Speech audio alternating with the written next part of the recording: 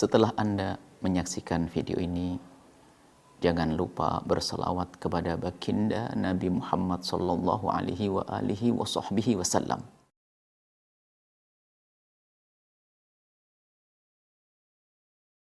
Assalamualaikum warahmatullahi wabarakatuh. Alhamdulillah wa syukrulillah. Wassalatu wassalamu ala rasulillah. Habibina Sayyidina Muhammad ibn Abdullah wa ala alihi wa ashabihi wa mawalah. Allahumma ya Rabbana inna nas'aluka fahma ulama'ika al-amilin wa ilhama awli'aka as-salihin. Inna ya Rabbana ala dhikrik wa syukrik wa husni ibadatik. Urzuqna ya Rabbana at-taubata qabla al-maut wa syahadata 'inda al-maut wal jannata ba'da al-maut. Amma ba'd. Yang sangat kami cintai, kami muliakan para perindu ridho Allah, para pecinta baginda Nabi Muhammad sallallahu alaihi wasallam yang kami cintai. Alhamdulillah, malam ini kita bisa bergabung kembali untuk bersama-sama merenung, mencari ilmu. Semoga Allah memberikan kepada kita ilmu yang bermanfaat. Kita dalam penjabaran hikmah, kita sudah sampai memasuki hikmah yang ke-70. Bunyinya begini. Jika Allah subhanahu wa ta'ala mencintai hambanya, kadang memberinya karunia agar ia senantiasa bersyukur, dan kadang memberinya ujian agar senantiasa ia mengadu kepadanya. Begitu pentingnya gelar dicintai oleh Allah. Siapa yang dicintai oleh Allah? Makhluk atau hamba yang dicintai oleh Allah adalah kekasih Allah, waliullah.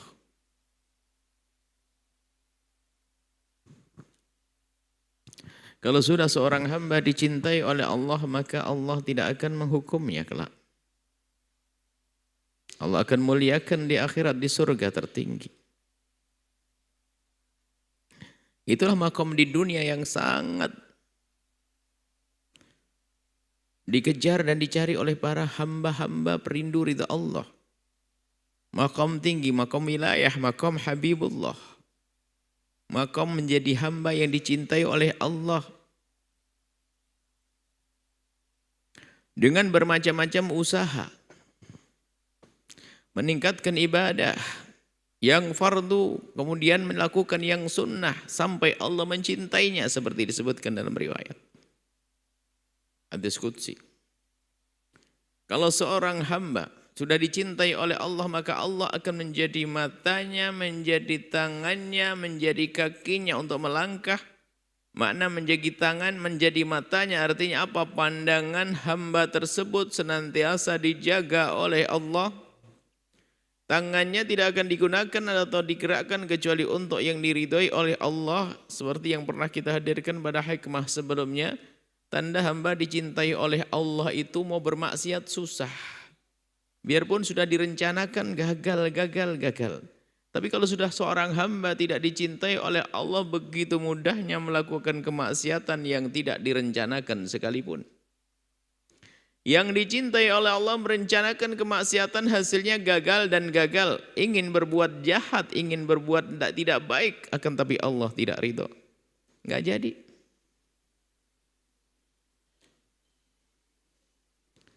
Nah, kalau seorang hamba sudah dicintai oleh Allah, mulia, dia akan menjadi hamba yang dimuliakan oleh Allah. Nah, kemudian tanda kalau seorang hamba dicintai oleh Allah, tandanya menyikapi keadaan yang Allah berikan kepadanya. Makanya pandangan ini yang harus kita benahi. Cara pandang yang benar memandang keadaan seorang hamba. Kefakiran bukan tanda kalau Allah murka kepada hamba tersebut, dan juga kekayaan yang melimpah yang dimiliki seseorang bukan jaminan kalau dia dicintai oleh Allah. Nggak ada hubungannya dengan itu. Sebab kalau kita kembali kepada sejarah orang-orang terdahulu, ada orang yang dicintai Allah dengan segala kefakirannya. Nabi Ayub.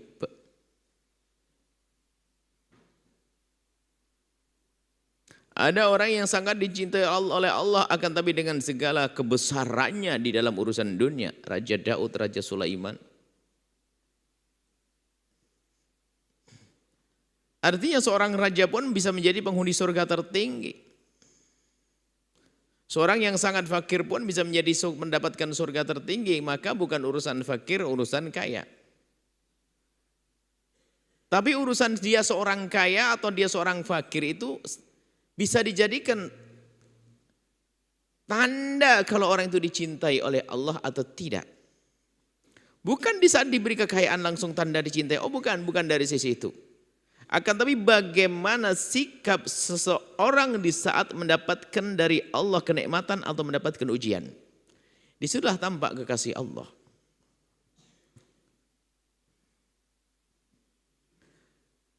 Kadang Allah itu memberikan hambanya karunia. Karena dia hamba kekasih Allah, maka dia faham karunia. Maka ia bergegas untuk mensyukuri nikmat tersebut.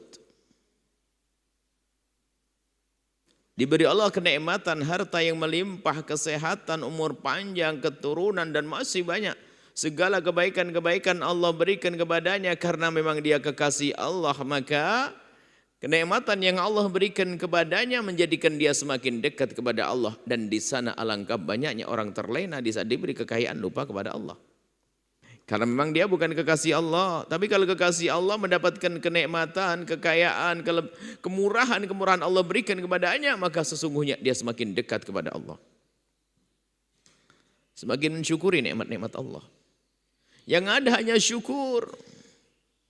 Kalau dia rajin bersedekah, dia akan meningkatkan kualitas sedekahnya. Kalau dia rajin sholat, akan semakin banyak sholatnya.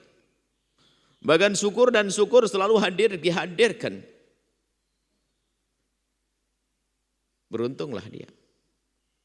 Dengan kekayaannya beruntung, tapi si gagal, si hamba yang terpuruk, si hamba yang celaka, mendapatkan karunia dari Allah justru malah menggunakan karunia tersebut untuk sesuatu yang Allah murkai.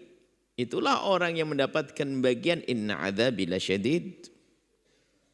Inna azabi lasyadid, mendapatkan siksa pedih dari Allah karena dia tidak mensyukuri karunia. Dan ingat, kalau Allah berikan kepada hamba karunia itu sesungguhnya seolah-olah karunia itu berbunyi begini.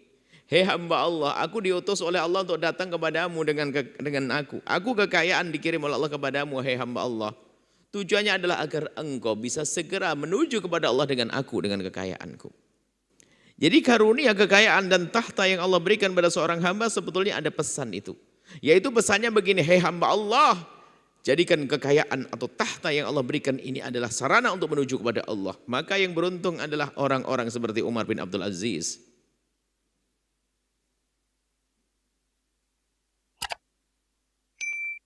Yang beruntung adalah orang-orang yang seperti itu. Yang menyadari karunia-karunia lalu yang gunakan untuk yang Allah ridhoi. Bukan sampai di situ, ternyata karunia yang Allah berikan kalau disyukuri, sang pemberi karunia telah berjanji akan menambahkan karunia tersebut, la in syakartum la azidannakum.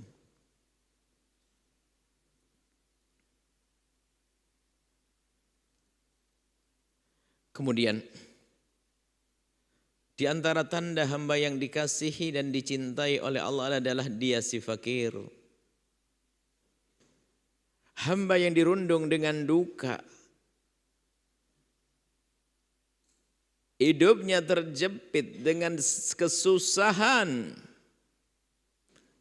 akan tapi Allah uji dengan itu semua, tidak menjadikan mereka jauh dari Allah, justru dengan itu semuanya ia semakin banyak mengadu dan mengadu kepada Allah, memohon kepada Allah.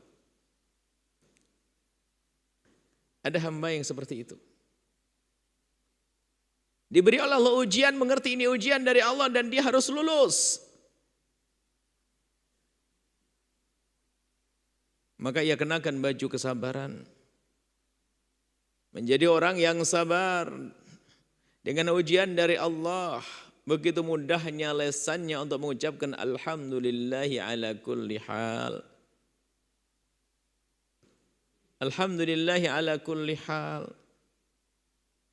Yang diuji dengan ujian mengucapkan alhamdulillah, masih memuji Allah, bangga, Allah senang. Yang diberi Allah karunia pun bersyukur, alhamdulillahilladzi bi ni'matihi tatimmus shalihat.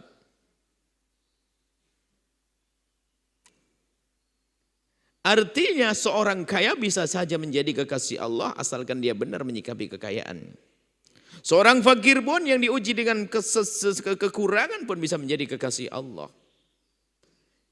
Catatannya dia adalah hamba yang beriman, bersyukur di saat mendapatkan dunia, bersabar di saat mendapatkan ujian. Ajaban di amril mu'mini, dalam riwayat ajibtu min amril mu'mini, aku terheran, Nabi Muhammad terheran. Maksudnya mengagumkan urusan orang yang beriman. Wala yakunu dzalika li ahadin illa lil mu'mini.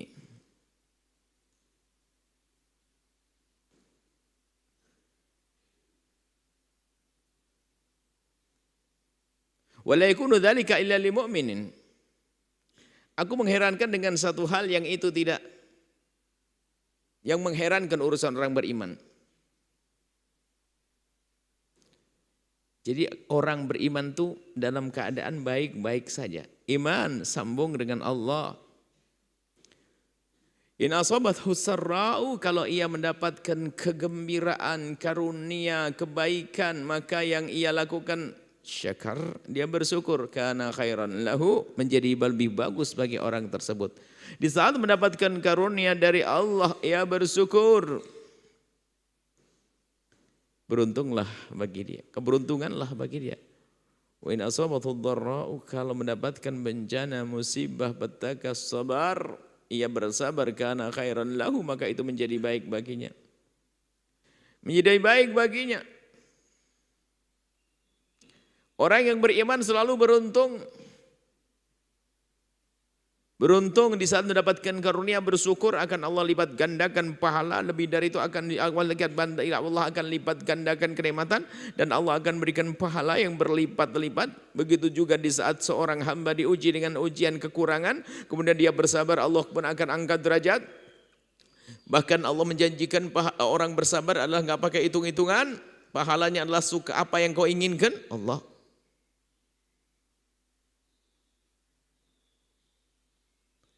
Dan ini adalah makom agung, makom syakirin wa makom sabirin.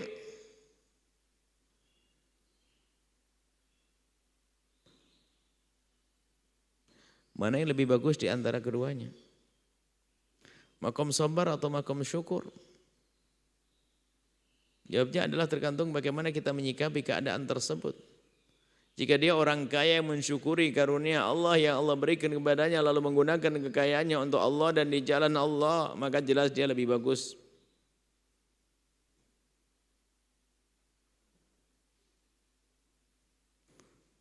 Yang satu dengan kesabaran. Dengan kesabaran mendapatkan ujian, sabar. Inilah yang harus kita sadari, bahwa semua yang Allah berlakukan kepada kita ini tinggal bagaimana kita menyikapinya. Dan kabar gembira bagi orang yang diuji dengan musibah. Jangan berputus asa dan jangan marah kepada Allah. Karena sesungguhnya Allah berikan ujian, cobaan kepada seorang hamba. Ujian yang singkat untuk menuai keberuntungan yang panjang, bahkan tidak berakhir nanti di akhirat. Seorang hamba diuji dengan ujian sepintas sebentar. Ujian kekurangan, ujian kefakiran, ujian sakit. Maka ketahuilah kabar gembira yang diuji oleh Allah dengan ujian sakit dan yang lain dan lain-lainnya, maka ketahuilah bahwa itu semua ada hitungannya di hadapan Allah. Ada hitungannya di hadapan Allah. Seorang hamba yang diuji dengan ujian ada 1 dari 3. Yang pertama karena Allah ingin menghapus dosanya, karena Allah tidak ingin hamba tersebut menghadap kepada Allah masih membawa dosa. Maka Allah kasih sakit. Yang kedua adalah karena Allah ingin mengangkat derajatnya. Ini orang sudah baik, akan tapi Allah kasih sakit biar terangkat derajatnya. Karena Allah mencintai hamba tersebut. Allah tidak ridho kalau hamba ini berada di tingkat surga tertentu, ingin dinaikkan surga tertinggi. Ini. Yang ketiga adalah karena Allah ingin menyiapkan pahala yang besar nanti di saat menghadap kepada Allah. Sehingga nanti orang-orang sabar ini dikagetkan dengan pahala dan dia berkata, ya Allah ini pahala apa? Aku tidak merasa punya amal ini. Dijawab oleh Allah, ini adalah pahala sakitmu yang di saat kau sakit kau sabar. Engkau selalu mendekatkan diri kepadaku, kepada Allah. Maka dengan kesabaran Allah angkat derajatnya mulia. Maka dari itu mari kita koreksi diri kita. Dan sungguh kata Imam Haddad dalam hikmahnya, seorang hamba ini tidak akan lepas dari 2 wilayah yang semuanya adalah wilayah sanjungan, wilayah kemuliaan. Seorang hamba ini tidak akan terlepas dari wilayah kemuliaan, hanya orang itu faham atau tidak. Kalau dia tidak berada di wilayah syukur, maka dia akan berada di wilayah sabar. Dan kadang satu orang yang sama, hari yang berbeda pun kadang hari ini berada di wilayah syukur, besok di wilayah sabar. Tapi semua ini wilayah pangkat tinggi di hadapan Allah, syukur dan bersabar.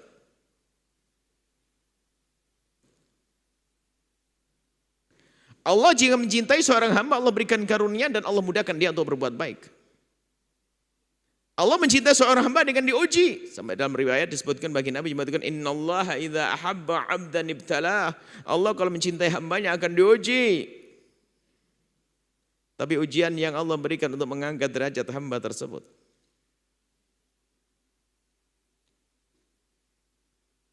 Semoga Allah menjadikan kita hamba yang senantiasa bersyukur. Senantiasa bersyukur, semoga Allah memberikan pada kita karunia dan karunia. Biarpun pahala sabar itu tinggi, kita nggak boleh minta petaka dan bencana, nggak boleh. Biarpun pahala sabar adalah tinggi, orang nggak boleh minta kepada Allah agar diberi sakit, tidak. Akan tapi dengar Allah mengajarkan kepada kita agar kita memohon hal yang baik. Baik urusan di dunia atau urusan di akhirat. Doa yang diajarkan dalam Al-Quran. Rabbana atina fid dunya hasanah. Ya Allah, berikan kepada kami di dunia dengan kebaikan. Wa fil akhirati hasanah. Dan di akhirat ada dengan kebaikan. Untuk memohon, mohonlah kita kebaikan.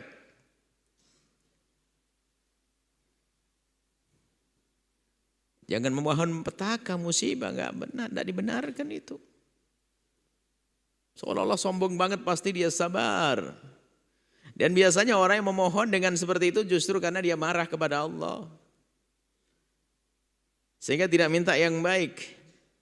Yakini Tuhan kita Allah adalah Maha Kuasa. Dan Allah Maha Pemurah. Allah Maha Kasih. Maka jangan ragu mengadu kepada Allah. Memohon kepada Allah. Mohon yang baik. Jangan minta yang tidak baik kepada Allah. Dalam keadaan benar-benar kita mengerti pahala-pahala. Lihat, perang di jalan Allah, jihad adalah istimewa. Tapi enggak boleh kita mengharap ada peperangan, enggak boleh. Hendaknya kita mensyukuri karunia keamanan yang Allah berikan kepada kita. Maka mensyukuri nikmat pun juga tangga tinggi, tangga yang luar biasa untuk melambung tinggi derajat. Melambung dalam pangkat tinggi di hadapan Allah Subhanahu wa ta'ala. Jika Allah mencintai hambanya, kadang diberinya karunia. Agar ia senantiasa bersyukur. dan kadang memberinya ujian agar ia senantiasa mengadu kepadanya. Semoga Allah memberikan pada kita pemahaman yang benar. Allah mengampuni kita semuanya, mengangkat derajat kita semuanya. Semoga Allah mudahkan kita untuk mensyukuri karunia Allah berikan. Dan semoga Allah memberikan pada kita kesadaran akan karunia, sehingga kita mudah mensyukuri karunia tersebut. Allah mengampuni orang tua kita dan guru-guru kita. Allah mewujudkan keindahan dalam rumah tangga kita. Semoga Allah menjadikan kita hamba saling mencintai, karena Allah dijauhkan daripada malapetaka, bencana, musibah, diganti dengan kasih sayang, rahmat dari Allah. Panjang umur semuanya. Panjang umur semuanya. Husnul khatimah. Husnul khatimah. Al-Fatihah.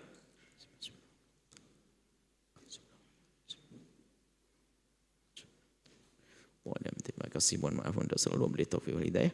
Wassalamualaikum warahmatullahi wabarakatuh.